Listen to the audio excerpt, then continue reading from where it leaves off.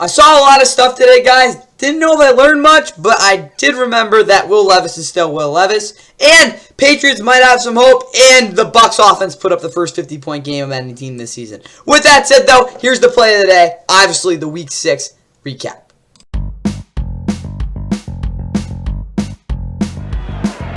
Nix looking for Sutton in the end zone.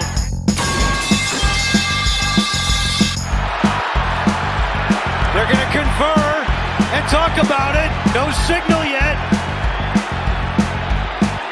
Touchdown! Company take. Throws into a crowd, and it is picked. Doesn't get it. Instead, it's a touchdown to Keenan Allen. 2. Drake May, time and distance going, and he's got him! Bouquet touchdown! Still don't love all these different calls. Alvin Ross St. Brown with a lateral to Benet Stool, who's diving for the end zone. There's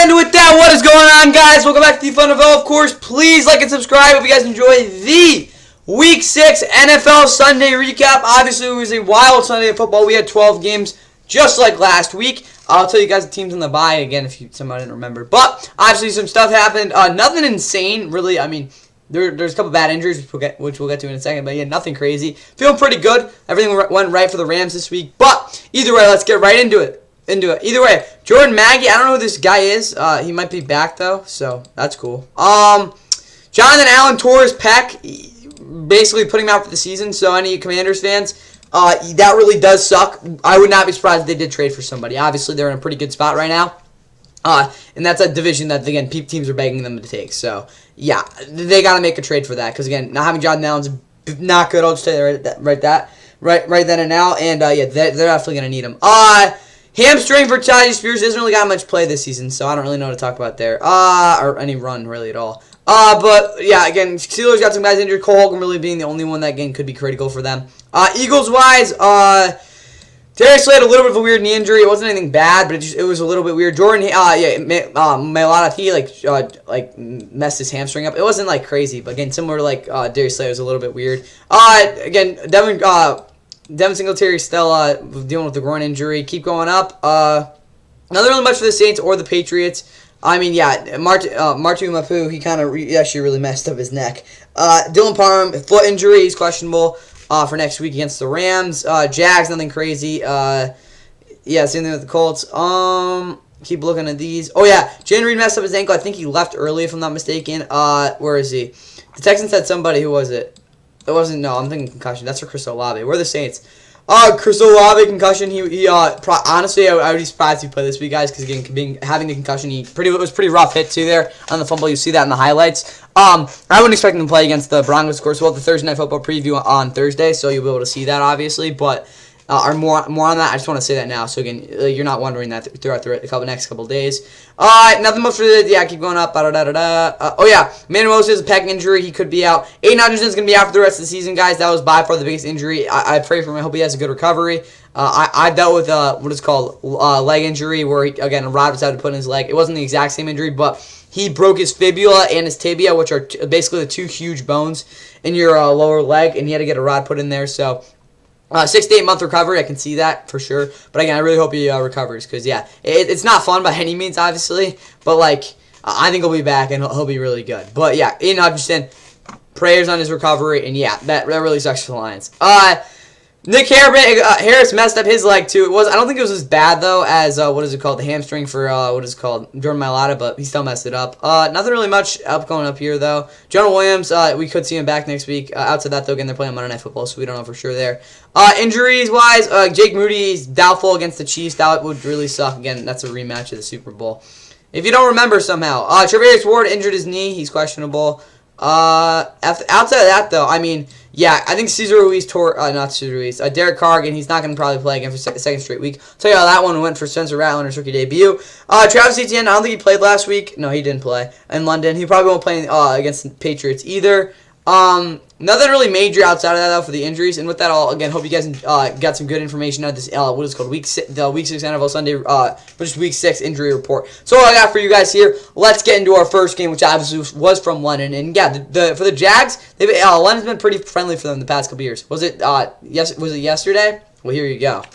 It is a crisp October afternoon here in London, England, getting set to kick off a Week 6 Sunday with the... Fakes to Allen, fakes to Swift, and there's Komet! Cole Komet! Touchdown! That out there with the Lions and Cowboys playing later. Play fake. All kinds of time. There's DJ Moore, and it's intercepted! Looking deep, looking for somebody, looking for room. Finds it, and he's got a lot of room in front of him. Caleb Williams. 8-play drive. Williams gets out of trouble to his left. Now he keeps it again. He's got a lot of room. Let's throw it to the end zone. There's Komet doing it all. Williams over the middle. Keenan Allen. Touchdown. Brings him back to the 21. Lawrence steps up for the end zone. Gabe Davis. Whiffed. Doesn't get it. Instead, it's a touchdown to Keenan Allen. Lawrence over the middle. Intercepted. Picked off by Williams. His pocket. Evades the sack. And finds Komet. Cole Komet. Offensive lineman is a fullback who blows open the hole for DeAndre Swift. Lawrence completes it. That's Cairo Santos. High snap. Ball is away and it's no good.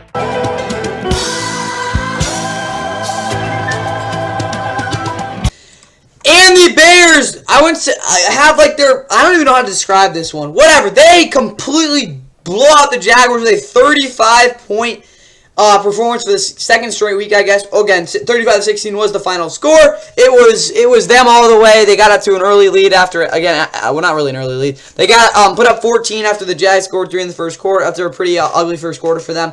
And yeah, they just rode the rest of the way, obviously. Pretty solid win for them. They moved to 4-2. They're going to go into a pretty, looking pretty good in the bye. Obviously, 3 straight wins for them. Jaguars fought a 1-5. Again, they avoided the 0-5 start, but I'm just going to say it right now, guys. The Jags are just, they're awful. They got the Patriots next week here again in London, so that could be interesting. But, like, again, hey, first ever British tank bowl? That's crazy. What do we even call it? I'll figure something out for that. But, again, the Jags, they're completely done. Again, Doug Peterson's going to get fired. Again, when you saw Gabe Davis and Trevor Lawrence laughing on the sideline, well, yeah, it's not good. So, yeah, the Jags, they're a mess. Trevor Lawrence wasn't exactly bad, but the interception was really bad. He didn't really throw over the middle much at all. The receivers didn't get open. Yeah, it was just a complete mess. The running game was crap. Travis Etienne Jr. just wasn't healthy in this one. And they might have one of the worst offensive lines in the league right now because, again, that just didn't work out either. Receiving-wise, Evan Ingram's been a solid player for them. They obviously need to trade him. They're going to actually get a good deal from him. Again, teams are going to need him. Gabe Davis did catch 2 touchdowns. I'll give him that. I don't even remember both of them, to be honest with you guys. But, yeah, he did that. Christian Kirk had 3 for 39. Outside of that, though, no one did anything. I mean, Brian Johnson, Brian Thomas got just completely mauled by Tyreek Stevenson, again, the second-year corner. That was rough. Defensively, they're trash. There's no way around it. Their pass rush is literally the guys like just doing what they can, like one-on-one. And that's really about it because their secondary is atrocious, not only in zone coverage, but they can't play man coverage because they have no one who can either play press or just consistently stay with their guy. And when that happens, it's a huge problem. And, yeah, they completely suck. There's no way around it. Honor Cisco had a nice interception. I get that. But, like, outside of that, no one in this defense is like really playing together. When that happens, like, I don't know how you're supposed to win games, guys. Cam Little had a field goal, though. For the Bears, Caleb Williams had 4 touchdowns. I think that's he is now thrown for more touchdowns than both Mitch Trubisky and Justin Fields did in their rookie seasons. Obviously, he is I think 3 or so touchdowns away from passing the rookie record for the Bears, which is just tells you how bad they are. I wouldn't be surprised if he throws for 30 touchdowns and 3,000 yards, or 4,000 yards, be the first Bears quarterback to ever do that. That would be cool, though. But yeah, DeAndre Swift was very good, 17 for 91 touchdown. Yeah, the O-line dominated, I get that, but still he was really good. Caleb Williams also pitched in 56 yards, he had some nice scrambles. Cole Kmet caught 2 touchdowns, his breakout game this year, at least up to this point. Keenan Allen had a very pretty touchdown on that back shoulder one, also caught another one, so that was cool, too. Roman Dunze had done a couple nice catches. DJ Moore sucked in fantasy, but, hey, good win for them.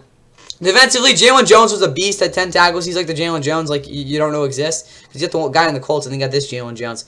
Yeah, that's him. There we go. Kyler Gordon had 7 tackles. Kevin Byard had 7 as well. DeMarcus Walker had a sack, half sack. They got a lot of pressure. I'll give them that. Again, a lot of the stunts that were ran were also very efficient. Josh Blackwell had an interception too. Yeah, this defense really knows what they're doing. Carlos Santos bricked the field goal, but who cares? Team stats: Bears outgained them by nearly 100 yards. Yards per play was over 1.5 yards, which just tells you how much better they were than the Jags. This one, 2-to-1 turnover ratio in favor of the what it's called Bears was also a big thing. They just kind of dominated this one overall, and yeah, good win for you guys. And yeah, maybe you win after the bye too. That would be nice. That's all I got for you guys in this one. Let's get to our first 1 o'clock games. Obviously, the first one being Drake May's debut.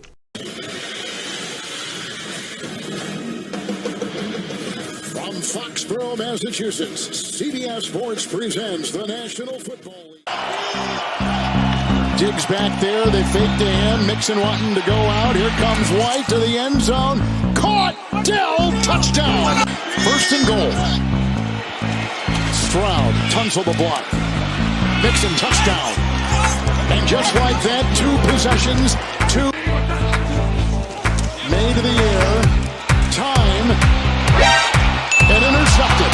It's picked off on the play by FC Special Teams Player of the Week, Fairbairn. And his kick from 40 is no good. Mixon, big hole, galloping free. It's a foot race now with Hawkins. There he goes. Bad ankle and all. Pats with 5 in the secondary. Time for Stroud. End zone. Bobbled. Intercepted on the ricochet. Marcus Jones. It's 2 timeouts. Hasty to back. Second down 2. Drake May. Time and distance. Going and he's gone. Blue-tie touchdown. It's a second down and 9. Look out. Here they come. Hunter knocked it away and vacuumed in by Edwards.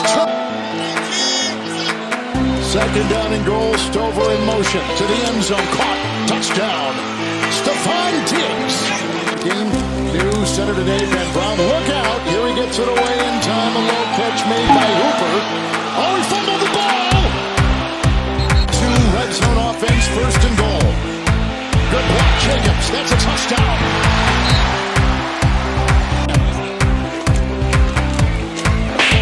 Deflected, and it's in the air. They say they've gotten it on the ricochet. 12 for 82 yards on the ground. Here's more chunk yards. Big block by Diggs.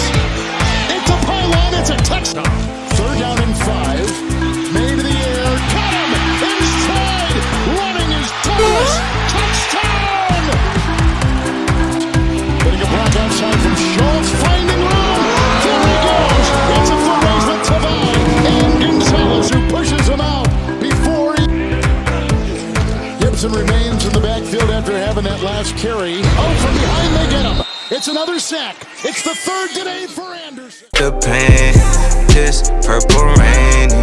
And in that debut, yeah, I bet you didn't remember me saying that, Drake May looked promising, which is something that the Patriots haven't been able to say in 5 years, or no, more like 20 to be honest with you guys. This Patriots offense still wasn't exactly efficient, but they actually at least scored 20 points, which they are now they leave as the last team in the NFL to be. So, well, there's another team, we'll get to them later, that hasn't done that yet. But the Patriots at least scored 20 points. Yeah, they got blown out 41-21 against definitely superior Texans squad. But yeah, this could definitely be the Patriots in a couple years. Texans side, I mean, it wasn't I guess the best performance per se, and there were some sloppy plays. The defense wasn't exactly good in the secondary, most of it, but again, they're 5-1. They again off their best start, and who the hell knows how long. Obviously, though, Could have played better. First win against ever in Gillette Stadium. I think they're now 1-7, something like that. But again, they have a pretty big game next week in Green Bay. That's going to really be a telltale again of actually how good they are. But hey, they got a game they should have won. Again, I didn't pick them to win it. But hey, game they should have won. They took care of business. Patriots obviously lose their 5th straight. And yeah, that's what's going on there. They're going to London next week too. So hey, maybe they can get the upset. CJ Stroud wasn't exactly, I don't know, he was fine. I guess 20 of 31, 192, 3 touchdowns, interceptions. He had one really good touchdown. One was just, again, put the ball over the cornerback, and it's a touchdown. It's Von Diggs. And the other one was just a pitch and catch. So yeah, the interception was really bad, but like, you had the right idea with it, I guess. I don't know. It was fine.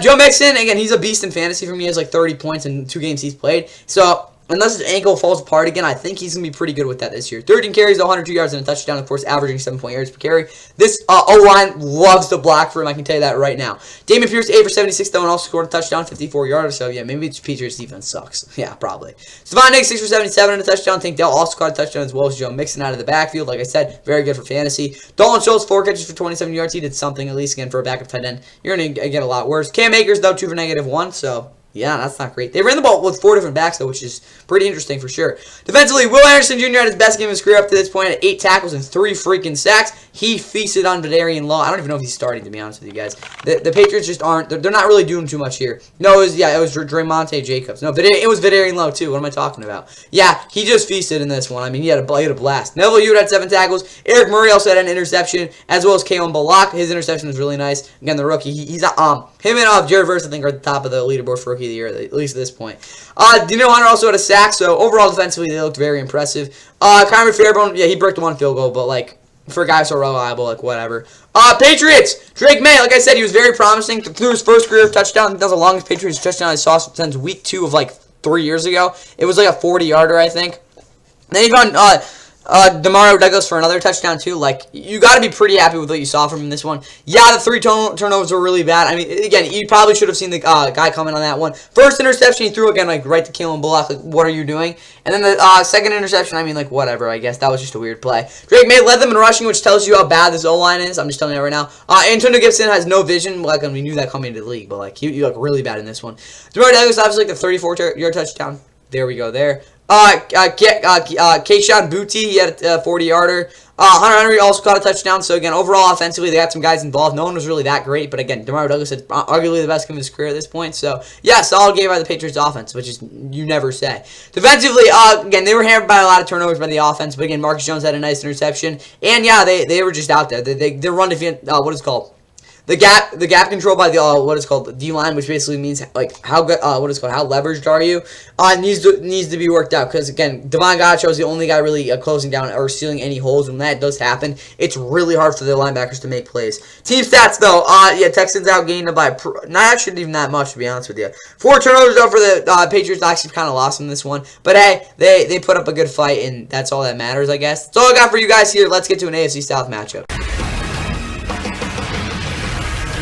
Nissan Stadium, Nashville, Tennessee, on a beautiful 80-degree Sunday in the Music City. Jamal Adams had to be placed on IR this week, so a little bit thinner on that secondary. First down pass towards the end zone. Flacco, wide open, Downs. And he's playing at this level.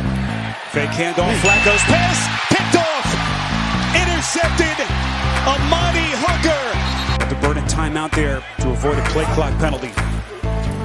Fake handoff, Levis to the end zone, wide open, West. You've been running the football fairly effectively. Levis, they're going to throw it here. Levis, incomplete. Be a little bit more aggressive. Levis going to hand here to Pollard on a 3rd and 19. Pollard, touchdown. Take the 4th and 3, I would take the points. Boy, again, it would be about a 42-yard kick. They're going to roll the dice. Here they come. Flacco completes. First down and more. 3 targets, 1 catch. Here they come. Flacco to the end zone. It is caught. Jump ball. Pittman. Touchdown. Outside the numbers this season. Can Levis and company take advantage of some of that? Levis here going to take a shot. Throws into a crowd, and it is picked. A chance to succeed. He is an excellent offensive line. Rigoberto Sanchez, good punt, trying to angle this thing. Triple cups of anger, I can't hold this. And the Colts are able to again survive in Nashville, knocking off the Titans 20-17 for what is that? Their first division win of the year. Of course, they were 0-2 in the division coming this one, so this was definitely a game they kind of wanted to win. They have now won 3 out of their last 4, and will be playing the Dolphins next week at home. So they have a shot at getting to 4-3, which I don't think many people thought after that 0-2 start. Again, a lot of other stuff's happened too. Titans fall to 1-4. Their offense is a mess. And yeah, Will Levis, I'll tell you this, Sports Center point after the Monday Night Football game and after SVP, whatever that show thing. Yeah, they're going to show the Will Levis interception. He yet again loses the Titans game, and yeah, they're forced to play the Bills next week. And if the Bills are any more pissed off than I think they will be, they're getting their absolute butts kicked. Either way though, Colts. Joe Flacco was not efficient, was not accurate, and was not really the smartest, but it worked. 189 yards, 2 touchdowns. Interception was really bad after that first drive touchdown, but who cares? Tyler Goodson was very good. Not as good as he was in, again, Week 18 last year, but hey, whatever. Trey Sermon was not efficient, but I think he scored a touchdown. I guess he didn't. I don't know. Michael Pittman, obviously, with that amazing touchdown. Josh Downs also scored a touchdown, obviously, on the 22-yarder on the opening drive. Outside that, Mo Cox seems to really like Joe Flacco a lot. Andrew Ogletree also 2 catches for 24 yards. And yeah, Donnie Mitchell has yet to really, again, break out. Again, he had like a 1 touchdown against the... No, I was Ashton doing it. He hasn't really done anything yet. Defensively, though, Zaire Franklin at 9 tackles. Again, he's a really good player. Jalen Jones continues to establish himself as a very physical and very dominant, honestly, number 1 guy, at least so far this year. Nick Cross at 8 tackles. AJ Speed was very good with 6 tackles. So Kenny Moore was decent in the slot. Didn't really look healthy, though. Julian Blackmon also had an interception. Out to that, though, their pass rush really struggled. And up front, I mean, they were doing a decent job shedding blocks against the run. But again, as a pass rush as a whole, I guess collectively, they really weren't like generating any sort of pressure. Like not even like let's not even think about winning. Just like the straight up getting to the quarterback by any means necessary. That just didn't happen. So yeah, Matt Gay also did 2 field goals for the Titans though. Didn't really get pressure too much, but like again, 16 of 27 for 95 yards. Wasn't really pushing the ball downfield really at all. The touchdown was okay, I guess. The interception was just, again, that's typical Will Levis. The running game was very efficient. I don't know why they didn't run the ball more. Again, Will Levis wasn't really doing too much through the air. That kind of like gave you a good reason why. But again, that Colts secondary had their best game of the year by far. That's like honestly the reason that happened. Again, what was it? 95. Wait, he didn't even sack. Yeah, never mind. 95 divided by 27. That's 3.5 yards per attempt. Like that kind of tells you what Will Levis was going up against. DeAndre Hopkins had 4 catches for 54 yards. Tyler Boyd also 3 for 19. Traylon Burks had a catch. But biggest story for them again, yeah, Nick Westbrook had a touchdown. It was Calvin Ridley not getting any catches on like 12 targets or something like that. So any fantasy owner that has him has been really pissed off because he hasn't done anything this year. And yeah, he just didn't get open, to be honest with you guys. But the scheme didn't really help him out either. Brian Callahan really struggled with him. They've got to get Calvin Ridley the football because, to be honest with you guys, he's by far their most talented player on offense. And if you can't get a guy like that the football, yes, he is hard to get the football to. Like, he's not a fun player to scheme open all the time. But again, I'm saying like, oh man, how is he so good? When you get him the football and he gets a rhythm, trust me, guys, Calvin Ridley is like really, really good. You gotta get him the ball one way or another. They're not using him right. Yeah, again, he's not that type of receiver. He's like easy to use. I get that, but again, if you get him in the right spot, he will make plays. They need to do that with him. Brian Callahan obviously knows that, but again, off the bye, like really disappointing with that performance there. Defensively, L'Jarius Sneed is honestly you could argue the best corner in football. I'm like to say that every other week, but he was very good in this one. Outside of that though, no pressure. Both offensive lines played really well overall. Interception though by Amani Hooker. I get that. Whatever. Nick Folk also had a field goal, but yeah, that's all I got there. No sacks in this one, which is just, it's kind of hard to like, I don't know, fathom. That's kind of hard to fathom considering like it happens every game, but whatever. Colts were 7-50 on 3rd down. I think that was a big difference. Neither team was really efficient at all, but hey, yeah, the pick by Will Levis kind of decided this one. That's all I got for you guys in what was definitely a defensive-driven matchup. 20-17 was the final score. And now let's get to a crap show. Yeah. More Browns football, guys. On a beautiful day in Philadelphia, Saquon Barkley and the Eagles getting set to host Myles Garrett and the Cleveland Browns. 10th play of the drive for the Eagles, 3rd down and 7. Hurts to the end zone. It is A.J. Brown who makes the catch. 3rd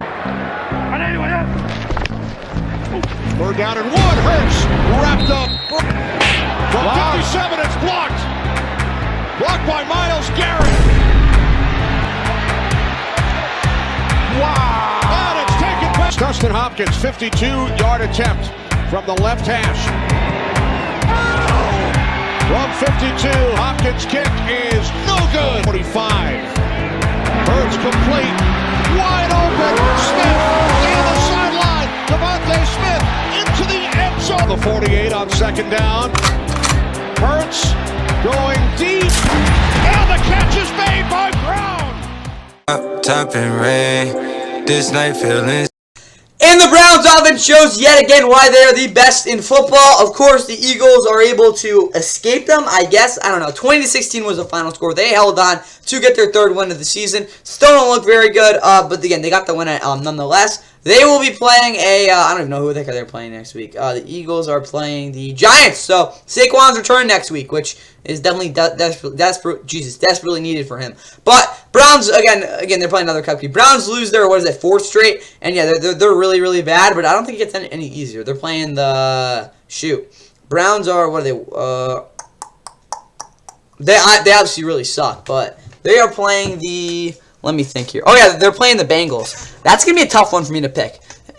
Again, you'll see the preview next Sunday morning, because, again, we have another freaking London game for whatever reason. Either way, though, Deshaun Watson wasn't actually too bad. He got pressured on, every snap, so that didn't help. But, yeah, downfield, he at least attempted some passes. That's really all I can say about that.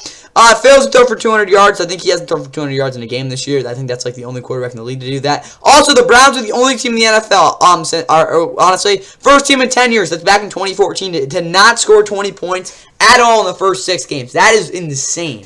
Yeah, they really suck. Running game was terrible. Receivers sucked. Defensively, they are so talented. But also, the scheme, I don't know. Jim Schwartz, the secondary's got to be a little bit better. Again, he's relying a lot on Denzel, again, the big three, and Ward, Emerson, and Newsom to be able to play one-on-one boundary press coverage every snap. And that, again, against a guy like A.J. Brown, they got beat twice. So, I'm not going to get too bad about that. Again, A.J. Brown's an elite receiver, but, that's really the only complaint I have, because outside of that, they dominated this one. J.O.K. had 7 tackles, a sack. He's honestly a top 5 linebacker in the league right now. He's so good. Dustin Hopkins bricked the field goal. That was actually a big difference in this one, too. But I don't really care about the Browns because they suck. For the Eagles, though, Jalen Hurts, best passing game by far this year, in my opinion. He looked really confident. 16 of 25, 264, 2 touchdowns. Got the ball quick. Looked good overall. Running game sucked. The O-line just didn't really create much space at all. And yeah, again, when it came to yards before contact, Saquon probably had 5. It was not good. Running game, though, passing game. A.J. Brown obviously had a 40-yard game-clinching catch and also the 31-yard touchdown, which again opened up the scoring. So kind of went full circle there. 6 for 116 and a touchdown, averaging almost 20 yards per catch. A.J. Brown had a really good game, obviously. First game since week 1, too. Grant Calcaterra, 4 catches, 67 yards. Devontae Smith had a 45-yard catch and run touchdown. Jahan Dotson had probably on his first catch of the season. Biggest takeaway for this Eagles offense, they are a different group with A.J. Brown on the field. I mean, that's obvious, but actually. O-line could have played a lot better, though. Defensively, Nakobe Dean was pretty good, 12 tackles. I think he could have been a little bit more physical, though, and honestly had a sack or 2. Speaking of passers, Nolan Smith had by far the best game of his career. I don't know what happened after the bye, but he looks he's got something to do, or something to prove, because holy crap, he was really good. I think he had 5 pressures. Josh Sweat, obviously their number 1 passer with 5 tackles and a sack. Jalen Carter collected 1 as well. They got a lot of pressure on Deshaun Watson, as you can see. Jake Elliott missed a field goal. For the team, again, it was a block kick, so whatever. Team stats. Again, the yardage kind of tells you the story, but outside of that, again, yards per play as well. No turnovers in this one, which is a little weird. 5-1 sacks. Biggest thing, though, I think, was the fact that, again, the Eagles had some big plays. The Browns had absolutely none, and they didn't score an offensive touchdown. And when that happens, you kind of, again, are a recipe to really suck. So, unless the Eagles are just, not great, I think they honestly probably should have won this one by a lot more. But that is all I got for you guys in this one. Let's get to a game that honestly was just completely, butt-whooping when it came down to it. Side and another packed house at Lambeau Field in Green Bay, Wisconsin, as the Packers are home to take on the Arizona Cardinals. Jordan Love to throw again. To the goal line. Touchdown, Jaden Reed. 4-man rush. Love throws towards the sideline. Diving in, it's Romeo Doubs with a touchdown. He may turn the corner. It almost looks like you're posting somebody up. Love looking deep on first down. He's got a man out there. Wide open Watson for a Packer touchdown. Arizona desperately looking for points. Murray trying to find him to the end zone, and he strikes to Michael Wilson for a Cardinal touchdown. Love, and his receiver slips down, and it's intercepted by Sean Murphy Bunting. On 3rd and 4, here comes the blitz. Gardeck providing the pressure. Love whops it up. Oh, what an adjustment! Romeo Doubs. Murray back to Connor again. Connor lost the football. Ball is out at the 30-yard line. Stripped out by Carl. So be super but be smart. You always have to have the cake with you, but knowing when to take those risks. First and 10. Murray open. It's Dortch at the 30, inside the 25. The ball pops out, loose on the turf. Play clock at 3. And a fumble on the exchange, and the Packers come up with it again. And the Packers get their biggest win of the season with a blowout win over the Cardinals. 34-13 was the final score. Overall, very complete and dominant performance. I wouldn't say it's the best performance I saw of the year. Honestly, I thought it was going to be like 80-0 at some point because, I mean, you saw that Packers offense like right before Jordan Love threw that first interception. They were going to do something there. But obviously, they still blew them out. They moved to 4-2. They got a big second game again of the homestand against the Texans next week, which should be really fun to watch. Cardinals, again, they fall out 2-4. They really can't play against anyone outside the NFC West because they haven't really done anything offensively against any of those teams. Obviously, though, outside of that, they are... Who the heck do they play next week? Oh, they're playing against the Chargers on Monday Night Football. That's going to be, again, really annoying for some people. Get to that next week. But that's all I got there. For Kyler, 22 of 32, 214 and a touchdown. He did absolutely nothing. There's really no way around it to say. Again, he had one really nice, again, the touchdown was really nice to Michael Wilson. But outside of that, a lot of dump-offs, a lot of conservative stuff. Didn't really do anything impactful. Now having Marvin Harrison Jr., who, again, got concussed. That really sucks, but, like, bro, you got to be able to do something outside of that. The running game was completely ineffective. They kind of had to move out of it, though, so I'm not going to completely dog on that. But, again, James Conner had one of his worst games as a Cardinal, too. Yeah, Cardinals offense just really didn't, weren't able to get into their identity. And, again, the turnovers, which we'll get to later, were a big reason of that, too. Defensively, they were basically a turnstile. Again, Sean Murphy Bunting finally decided to do something about it with the interception. But outside of that, they got absolutely no pressure. They got completely out-talented. They looked like they got absolutely boat race. There's no way around it. Defense, and then again, when it came down to it, again, a guy like DJ Dallas with that long return really helped them out as well.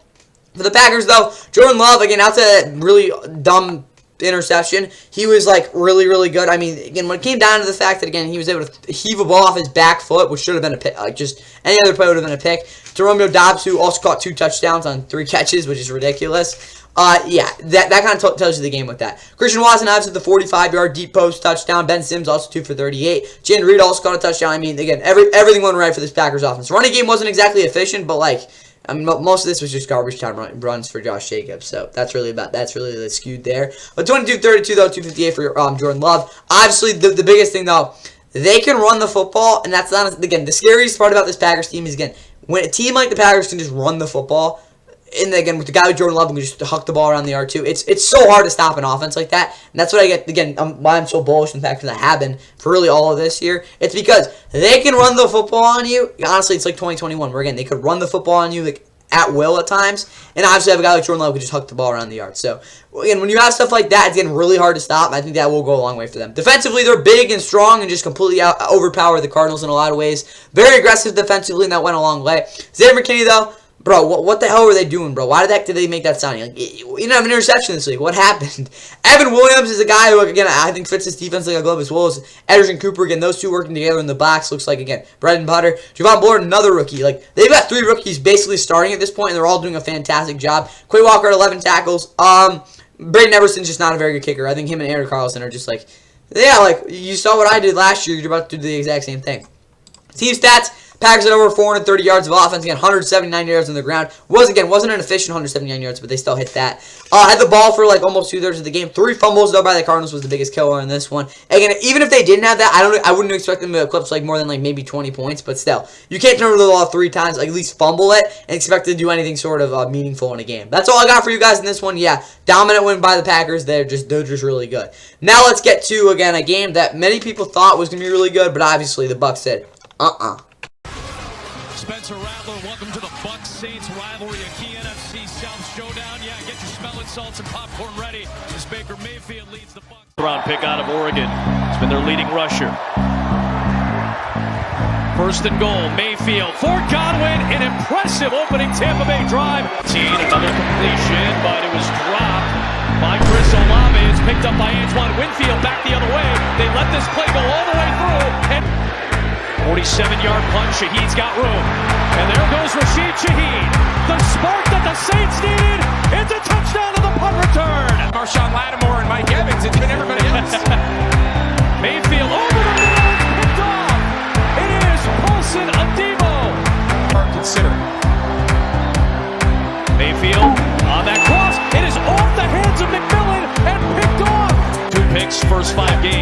picks today. Rattler with the fake, the pump, the throw for the lead, a touchdown. It's the first for Bum Means in the NFL. Be a 54-yard field goal from here. Mayfield is going to get yardage and a first down to Sean Tucker. Inside the 15 and all the way to the house. It's Kamara slicing through and New Orleans regains the lead. Fake it to Irving. Out to Godwin. In space, and he picks up the first down and pinballs his way inside the 40 and on to the races. New Orleans in this key NFC South meeting. Fresh set of downs for Rattler and a flick downfield, and it is picked off. Four-man rush. Mayfield in the pocket, throws end zone. It's caught by Otten for the touchdown. Much more challenging now. It's going to be a 3-possession game. They'll try to cash it in with Irving, and this time easily in. It is a touchdown. It's going to be a heavy run game. There's a lot of factors. That's a toss into the arms of a waiting Tyke Smith. He's been really good, really efficient here in the second half. And it's really been this ground game. The run game in the second half has been the story for Tampa Bay. And it's a second touchdown. Got some recall, had to run it back, made a sequel. Wish you did that, it can't be legal. And after an insane first half, the Bucs are able to pull away with a 27-0 run in the second half, on their way to a blowout win over their division rivals. Again, this game was just insane. Like, I don't know if there's going to be a game that's going to be as crazy as this one. There was just, again, 1,000 things that happened. Again, I'll go through it as we go along. Bucs, though, moved to 4-2. Big bounce back win from a tough division loss. I think they're their division opener against the Falcons. But they will be playing a game against the Ravens at home next week on Monday Night Football. That game will be one to watch. That's all I'll say. Probably the two best offenses in football, at least, again, as of late. Saints fall at 2-4. Womp womp. They lost 4 in a row. They're going to have trouble to win games without, again, Derek Carr. But, hey, they're playing the Broncos next week, and considering how inconsistent the Broncos are, we'll get to them in a couple of games. They could win that one. Again, Thursday Night Football as well. But for the Bucs, obviously Baker Mayfield, what an insane game. He was throwing the ball like he didn't care. 3 interceptions in the second quarter, which reminds me of Nathan Peterman. I think he had like 4 in the second quarter of that game, right? I don't even know. It was something like ridiculous like that. I think it was. Let me check. Chargers, Bills, 2017. Yeah, I still remember this. I don't know. I think that has to be the last time that happened, right? No, where's the play-by-play? There we go. I don't want the pick six. Peterman. All right, never mind. That's 1 interception. No, never mind. It was... What quarter was this? No, this was the first quarter. He had 3 in the... 1, 2... No, he had like 2. He had 3 in the first quarter. Whatever. Either way, yeah, it doesn't happen very often. Baker, after that, though, threw 4 touchdowns in total and just went crazy. I mean, again, I don't even think that was the most impressive part about this game. We'll get to that, like, in a second. But Baker, very good game. He leads the NFL in touchdowns with 17. Yeah, Baker's just doing his thing out there. But the biggest thing I think was what we saw with this team was, again, they averaged like 8 yards per carry, which is just ridiculous. There's no way around it. Like, they ran the ball at will in that second half. That's the best I've seen the Bucs run the football since, like, I'm gonna be honest with you guys, since before, it's been a while, like a really, really long time since the Bucs have had a running game like this. Yeah, part of 2021, more or less, basically 2020, they had some pretty good games running the football with Tom Brady there. But, like, honestly, I can't remember the last time they ran the ball like this well. Touchdown for Bucky Irving. Obviously, Sean Tucker had 2 touchdowns. One of them was like a 34-yard pass catching, and obviously the one that helped him eclipse 50 points as well. Chris Godwin, 2 touchdowns, 11 catches for 125 yards. Huge game. Of course, a 55-yarder as well. Cade Otton had a touchdown. It was a very good block for them. Ryan Miller also had a 39-yard touchdown, or 39-yard catch. Mike Evans did not crash out against when he saw Martian Lattimore, but Martian Lattimore did lock him up. So at least that's a little bit of a silver lining there for the Saints. But yeah, Bucs offense guys, 51 points. Like, that's insane. They were also losing at half too. I like to mention that again after a 27-point only quarter the Saints scored as well, and that's crazy, guys. Defensively, they're obviously, if you take away the second quarter, they completed a shutout. I can't really tell you the last time that's ever happened. This game was crazy. William Wilson had a sack. Zion Coleman had an interception, as well as Tyke Smith. Vita Vea had a sack. Levante David also had a sack. Again, he blitzed a lot. Jordan Whitehead was basically playing the box the whole game. He didn't really give a crap what happened behind him. Again, with the quarterback, the Saints were running out there. Kind of makes sense. But yeah, defensively, they just put their foot down in the second half. There's no way around that. Drew Camarda also had a 26-yard field goal. But realistically, they only gave up like 6 points, guys. Let's be honest. Obviously, the Bucs had a scoop and score from Antoine Winfield Jr. as well. For Spencer Rattler, though, 22 of 42, 43 touchdown, 2 interceptions. I was kind of expecting on this type of game. He did try to throw the ball downfield, but I mean, when it came down to it again, I think his whole start was summed up in a nutshell by that pick at the end of the game there. Like, yeah, he only can do so much, again, considering, again, he's a rookie, and he's just not really that great either. So, they look shaky offensively, though. Running game was completely inept to get that. The Bucs just, like, completely shut that down. Receiving-wise, again, without a guy like Chris Olave out there, they kind of struggled to get anything going. For Shishi, at least had a punt return, though, for them. That's going for 6. Defensively, again, outside those 3 interceptions, they got the ball ran down their throats, and that needs to be addressed quickly, because if it isn't, that could become a very big narrative for them and really hamper them the rest of the season, even though they've, again, already lost 4 in a row. Blake Grupe also with 2 field goals for them. Team stats, the Bucs had a team record 594 yards of offense with an insane 277 yards of those coming on the ground. That is insane. 8.3 yards per carry, yards per play as well. They had the ball for 34 minutes and yeah, tied in turnover ratio 3-3 overall with that one. 72 total plays to 66. Again, it was a complete insane game. 6 of 10 on third down out for the Bucs. And with that all said, that's all I got for you guys in this one. This game was crazy. Yeah, I don't see the Bucs running for anything more than 277 yards. It's not even sniffed at the rest of the season. I'd be shocked. That's all I got here. Let's get to a game again that was honestly expected to be like this. That being the Commanders and Ravens. It's the first matchup between quarterbacks who average at least 60 yards rushing a game in NFL history. That's the challenge for Washington today. It's combustible is what it is. There's a pass, and look out. Here he goes. It's Zay Flowers down the sideline, and all the... Still in a running back on 2nd and 10. Texans pass. Intercepted! There's that first interception. Shane Still, the rookie from Michigan. And now it's Henry time. Derrick cutting it outside. Derrick Henry! Touchdown, Ravens! Robinson's also been a really big part. 2nd and goal, 6 yards away. Daniels back to the end zone. McLaurin has it for the Washington touchdown. Angle right there. Well protected, wide open. Andrews, now he's targeted, and it goes for a touchdown. Siders kick, it's ugly. And no good. Some of the guys he has now, they can win the Super Bowl. He's got a 3rd and 2. It's going to be Lamar. Not even touched. There goes Lamar into the secondary. Jackson to the Jim, look at how many guys are right here. 2nd and 5. He'll still face that with power. With Henry with a touchdown. Great call, Tony.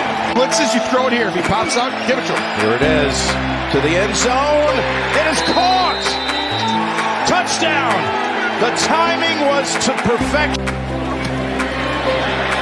It's like a little confusion, but Lamar takes care of business, gets popped.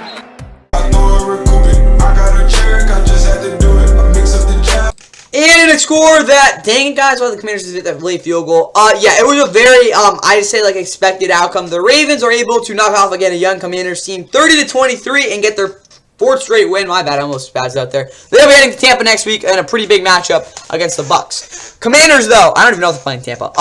See their 4-game losing streak, of course, come to an end. Again, it's a tough loss, but they competed. They looked pretty solid. Obviously, they lost a lot more than just the game. They, of course, also lost Jonathan Allen, who, again, is probably their best defensive player. So that really does suck. Again, on a defense that's really shaky in general. But they, again, fall to 4-2. They will be going up against the... Who the heck are they playing next week? Oh, they're playing the Panthers. They're fine. All right. Jaden Daniels, 24 of 35, 269, 2 touchdowns. Nice. Yeah, he was great. Running game was bad. I mean, the O-line just could not penetrate whatsoever. They actually were sustaining their blocks pretty well, but again, it was hard for these running backs, especially Austin Eckler, to get out of the backfield consistently. When that happens, not going to have a really productive game there at all. Zach Ertz got open a lot. I think he could have had a lot more targets than what he did, but he was very good. Noah Brown was okay. I just think, again, he's just not a guy who can consistently count on to get the football to. Terry McLaurin got, like, completely blanketed, but he somehow caught 2 touchdowns, saving me in fantasy. Austin Eckler, 4 for 47. He had a couple big catch and runs there. They got to keep working with that. Overall, though, they're be productive on first down goal. Really kind of just couldn't, like, come into fruition because, again, their running game just wasn't very good at all. Outside of that, though, for this defense, you kind of, like, saw what you expected as a run defense overall, but collectively, they actually weren't as bad as I thought they were going to be. They didn't get up too many big runs, and yes, like, pound for pound, they get like a pretty bad yards per carry. But like overall, they held their ground, and that's honestly a lot better than what you could have seen for sure. All right, Mike Sanders still again has really struggled so far in his what is called rookie season. It had a big interception to help him boost there. Dante Fowler was very good at 2 sacks. Outside of that, though, I mean, they were good at, overall, and they were very disciplined. Frankie Louvu and Bobby Wagner did a very good job stopping the run. And again, when that happens, I get it, because again, this defense isn't really going to be great against a Ravens team that's just going to run all over you. They didn't let that completely happen again, and I'm really happy for them with that. Austin Seibert obviously had a field goal blocked as well. For the Ravens, though, Lamar, kind of a shaky day through the air. Not really. He only missed 6 passes, but again, he did throw a touchdown. This was definitely a game I think he could have been. No, he was fine. Lamar was great. Running game, Lamar, only 3.6 yards per carry. That's not great. Derrick had over 5.5, though. 132 yards, 2 touchdowns. He's on pace to have, like, similar to his 2,000-yard companion. I would not expect that, but hey, you never know. Receiving, Zay Flowers had 9 catches for 132 yards in the first half. Yeah, just like kind of took a break after that, but like holy crap, that's insane.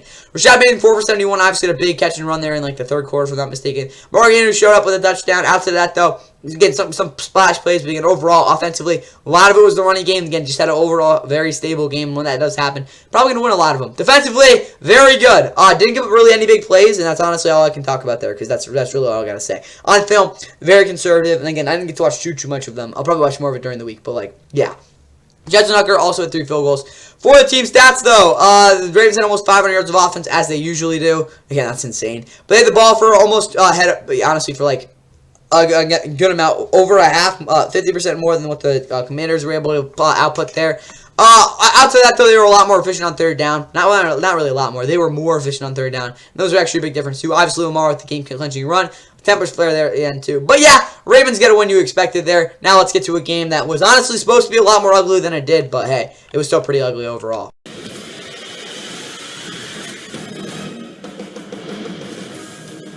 Week 6 of the NFL on CBS as we come to you from Las Vegas. Packers get a lot of contact in that play.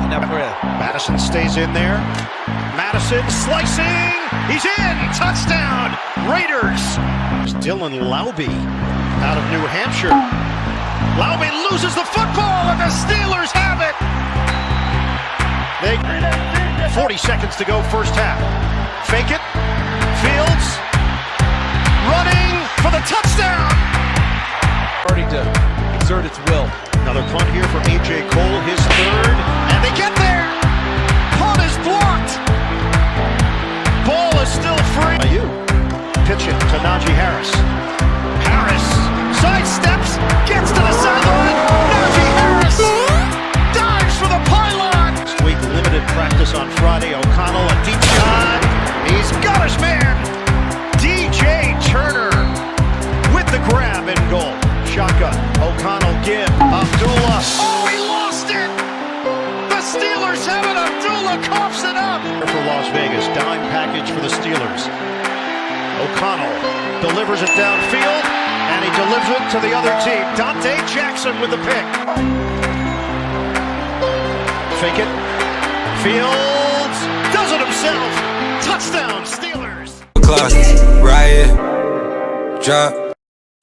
And in that one, the Steelers get a blowout win over the Raiders. 32-13 was the actual final score. But, of course, the Steelers could have scored a lot more points than that. Hey, anyway, they're 4-2. Big bounce-back win after those back-to-back losses. Justin Fields is still their quarterback. And you can't tell me Russell Wilson's better than him. Oh, yeah, they're 4-2, though. They will be going up against the... Who the heck are they playing? Oh, they're going against the Jets on Sunday Night Football. That game will be brutal to watch. Worse than this week's Sunday Night Football game.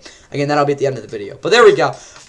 Raiders, they're just really not good. Like, that's honestly the simple truth there. Their defense kept them in the game for part of it. I get that, but like they're just terrible. They have no quarterback. Like, what are they gonna do?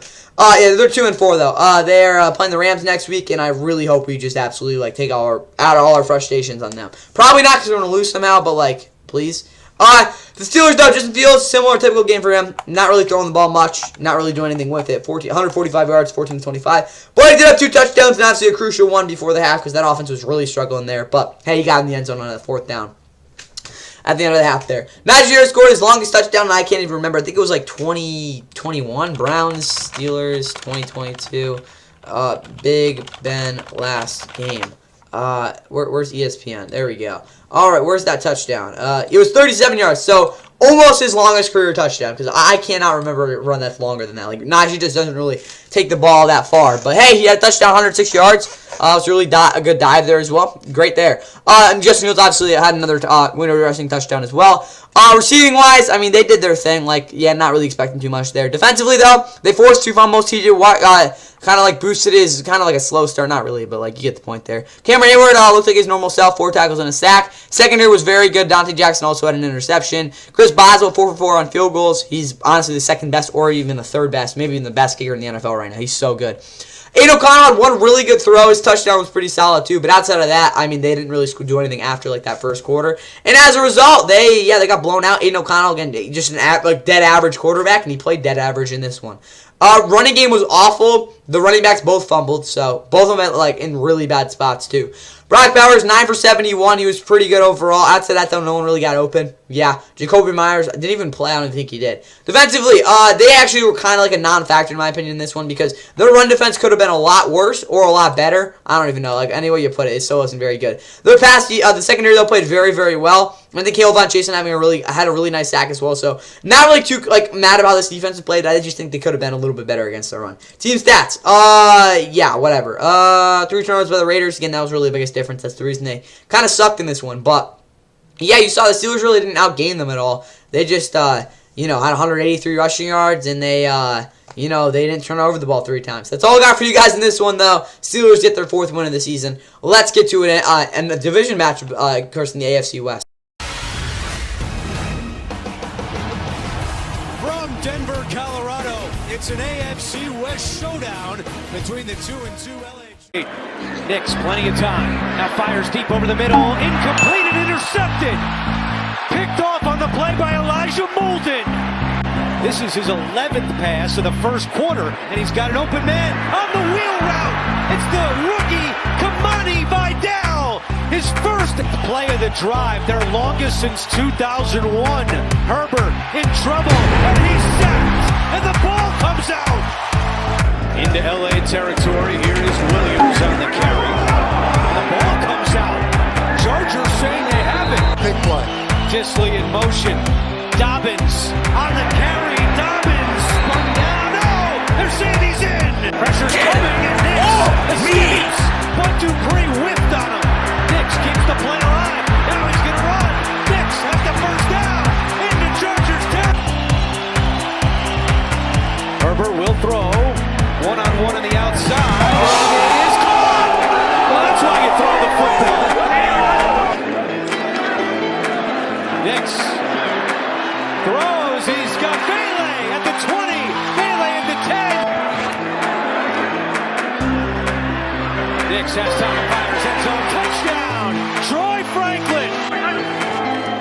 4th down. Pressure coming. Nix gets out of trouble. Nix. He's going to try to keep it himself, and he gets there.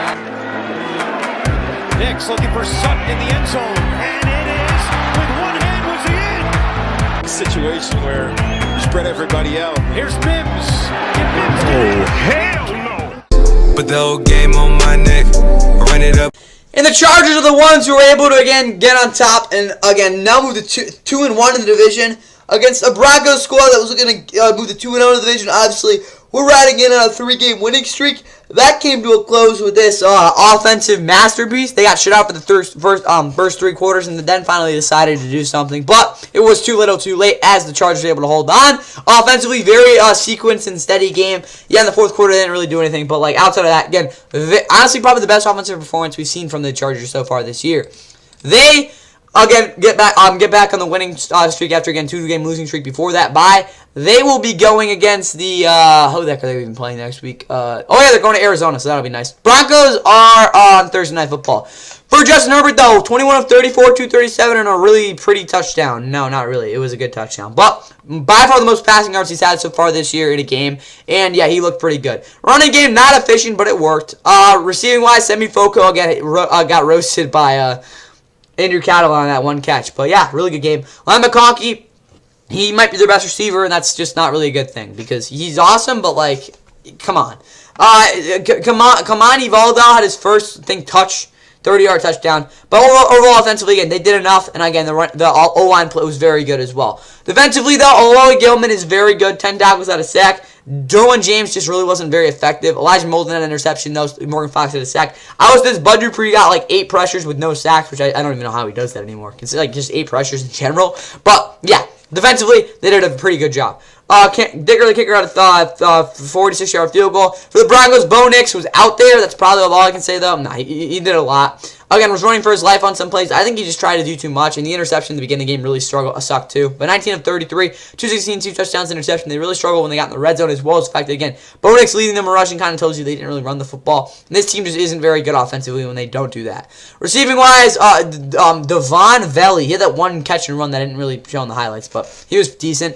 Cortland Sutton had, again, the play of the day on the touchdown. That's really all he did. Troy Franklin actually caught a pass and ended up being a touchdown, so that's cool. After that, though, no one really did anything, and when that happens, it's just kind of not going to really go well for you guys. Defensively, though, they kind of took a little bit of a step back. I don't think they were as physical as we were used seeing them. As well as the fact, again, Justin Herbert did neutralize their ability to, again, disguise coverages, because then he's actually a good quarterback.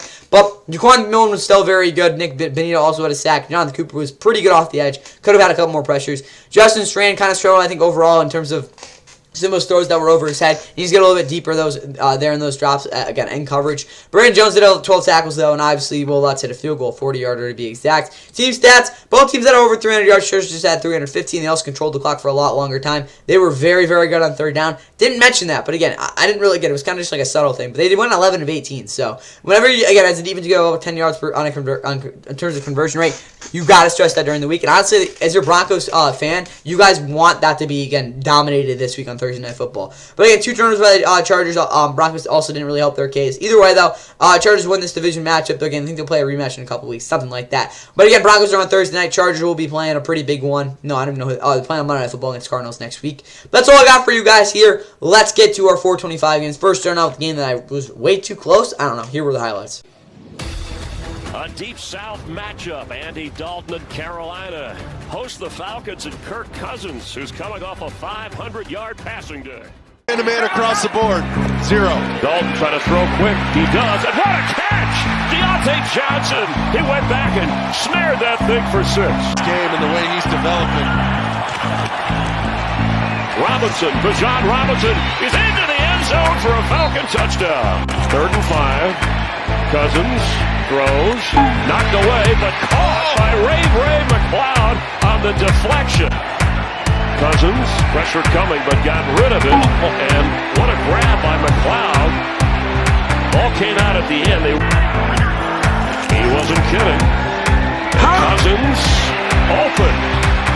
Kyle Pitts is tripped. That's his specialty. The pitch to Bijan Robinson. Already 1 touchdown. Robinson's going to have 2 today. Touchdown Falcon. Pitts in motion.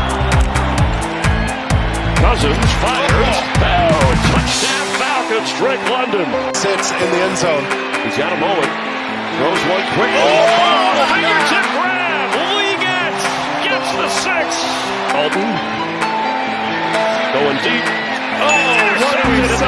15. A.J. Terrell with the pick. The rest of the O-line, they want the sticker on their helmet too. Tyler Algier is his turn into the end zone for a Falcon touchdown. Well, I think he's learning along the way. I think he needs to watch how a true professional. Intercepted. You get chills, that's alright. You say. And the Falcons take care of business against a reeling Panthers team. 38-20 was the final score. Kind of a window dressing final score, but again, it was actually only a 1-score game going into the 4th quarter. But again, the Falcons were able to close it out, get a game they absolutely should have won, and now have won 3 in a row, if I'm not mistaken, or is it back-to-back? Who did they play in week 3? I'm like brain dead right now. Falcons. Never mind. They've actually won 3 in a row. Okay. Either way, 30-20 was final score. Obviously, built a pretty good build off after again a 36-point game. Again, offensively wasn't as impressive, but they still able to figure it out. They will be going up against the who the heck are they playing next week?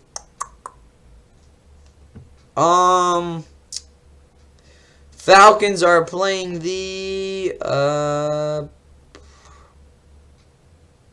don't know who the heck are they playing.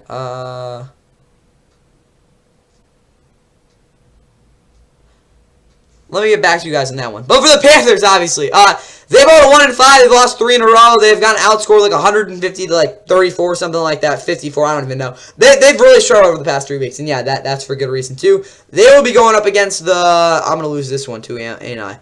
No, they're going against the Commanders. Falcons are playing the. I still don't have this one, do I? Let's just look it up. Falcons. Yeah, they're playing the Seahawks. My bad. Whatever. Yeah, that's going to be a big game for them. Seahawks. Not Seahawks. Kirk Cousins, 19 of 32, 25, a touchdown. Not nearly as effective as we saw him last week, but hey, he still had a pretty efficient game overall. Running game was insanely good, though. The Panthers' defense kind of sucks, so I mean that's why they had a really good running game. Yeah, they really put their they really put the foot down with that one. That's actually really good, though. Yeah, first time I've seen this in a while, and that's like what you were dreaming of again when you got these two guys together. Slow. Drake London, 6 for 74 and a touchdown, though. Yeah, obviously, he was really good. Kyle Pitts had a long catch and run. Outside of that, though, no one really did much. Defensively, Mike Hughes was pretty solid in terms of run defense, but outside of that, this defense kind of just did their own thing. 2 picks, though, by Clark Phillips and A.J. Terrell, and that wrapped up their win. Oh, yeah, also, A.J. Terrell's first interception since Week 17 of 2021. That was in Buffalo, so I don't even know the last. I think it was like Week 11 or something, the last time he had a home interception. But either way, yeah, it's been a while since A.J. Terrell's gotten a pick. 3 field goals by Yonku as well for the Panthers.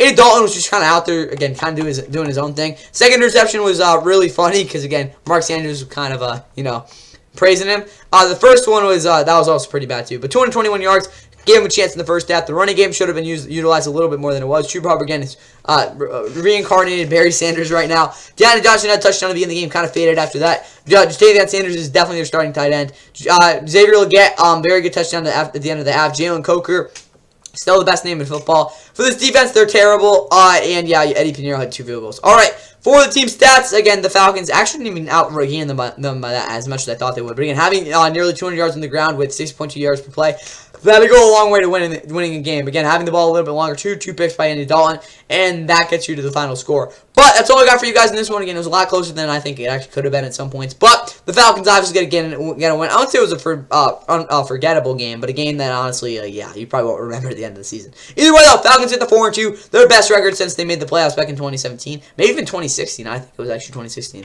Falcons 2017. I'm going on a tangent here. Yeah, let's see. All right, go on to reference, and, yeah, never mind. This is their best record since 2016. Good job, Falcons. With that said, let's go to America's Game of the Week, and yeah, you just go watch Stephen A, and you'll see how that one went. It is America's Game of the Week here from Arlington, Texas, AT&T Stadium. The 3-1 Detroit Lions against the 3-2 Dallas Cowboys, and we say good way to start. Prescott to throw, middle tip to the air. Oh, it's caught by Dowdle for a first down and more. Cowboys show blitz. They come with it. It's picked up. Goff loaded up. Going deep down the far side of the field. And it is caught! What a catch. He get man coverage. He's a great target. They can get a first down here. They'll have to go for a touchdown, but they're going for it anyway. And it's intercepted. Second down and 3. And run it again. Oh, big C. Montgomery to the end zone. Stays on his feet, and he's in for the touchdown. Into that in a second. Oh, here's a little trick. Straight Brown back to Goff. Flea flickers, got Laporta wide open. Sam Laporta, foot race towards the end zone. Nope, they're just going to power it in. Montgomery for 6. Good last year. I love the quick snap here. Pressure though on Goff. Stands in, going deep. He's got Jameson Williams for the touchdown. Prescott, near side, has a catch right into the sunshine, and a good one. And then a fumble, and Detroit is going to pick it up. Very certain what's happened. They're passing the ball on every down. Pressure here, 4th down, high over the middle, and it's intercepted for the second time today. It's Branch again. I love that coaching from Aaron Glenn. Here's Goff going for the end zone. Amon-Ra St. Brown, touchdown. Much tighter defense in critical situation. Just going to pull like that. Meanwhile, another interception. It's Kirby Joseph who's got it. Feel like I'm running from my past, I can't slow it up. So many nights about to crash. And the Lions get one of their best wins in franchise history with an absolute spanking of the Dallas Cowboys. 47, a big 47 were put up against the Cowboys.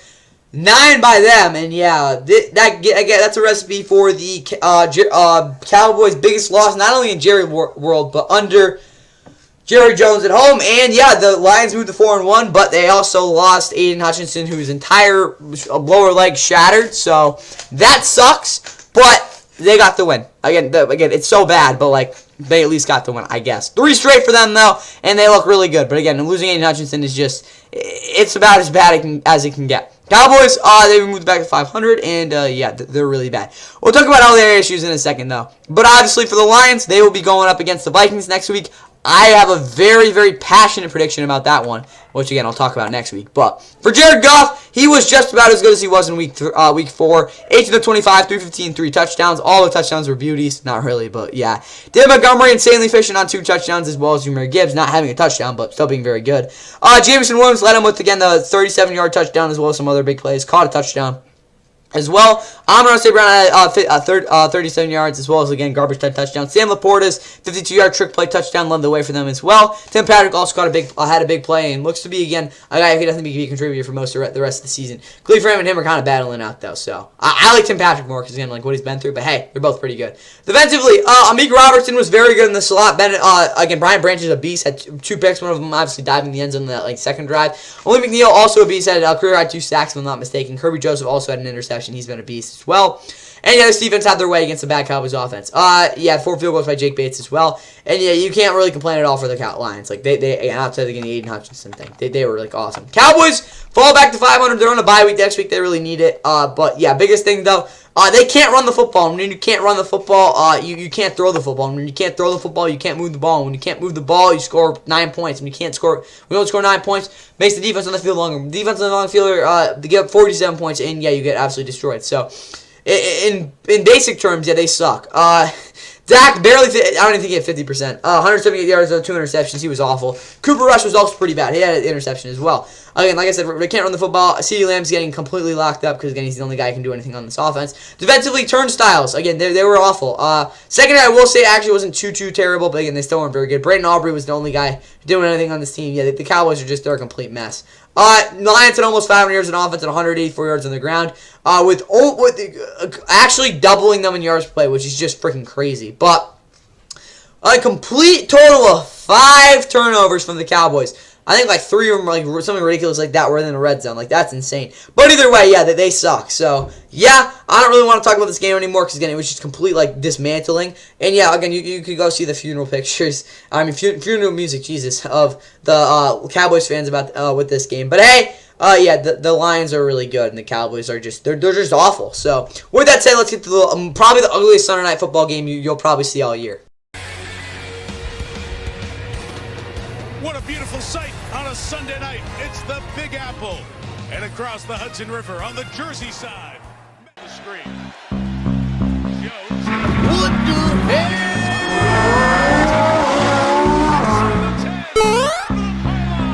Way of getting open inside like that. Back to the air again. Jones in trouble. Has arm hit as he threw. And it's intercepted by Pratt.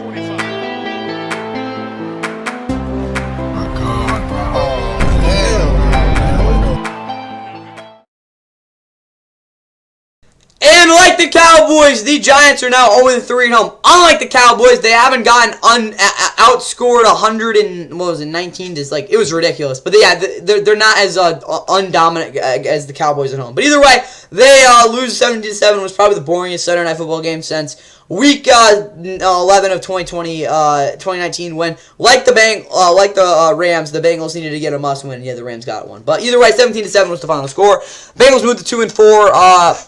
Yeah, they get a game they absolutely needed to win. And they got the Browns next week on the road, where they haven't won since 2017. So, you're probably not going to go great in that one, but hey, you never know. Giants fall to 2-4.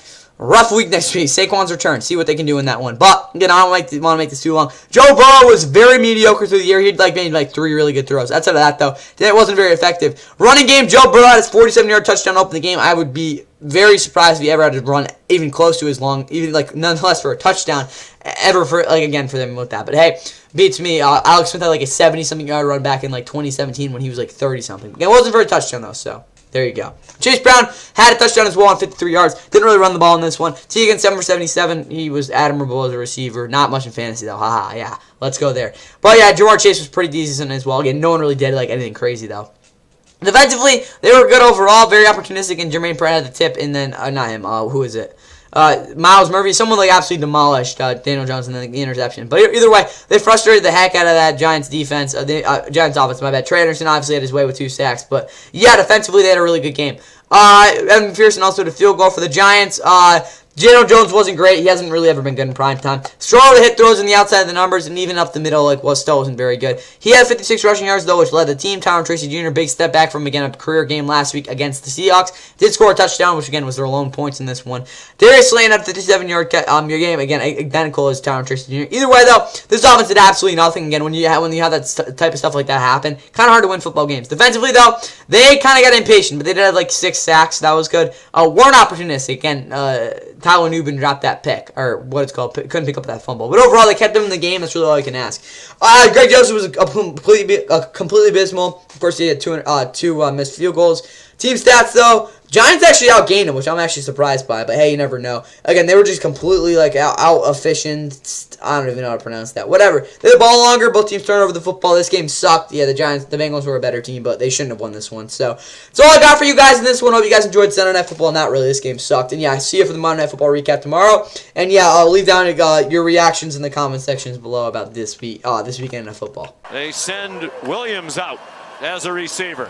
Garrett Nussmeier to the end zone! Touchdown! Aaron Anderson!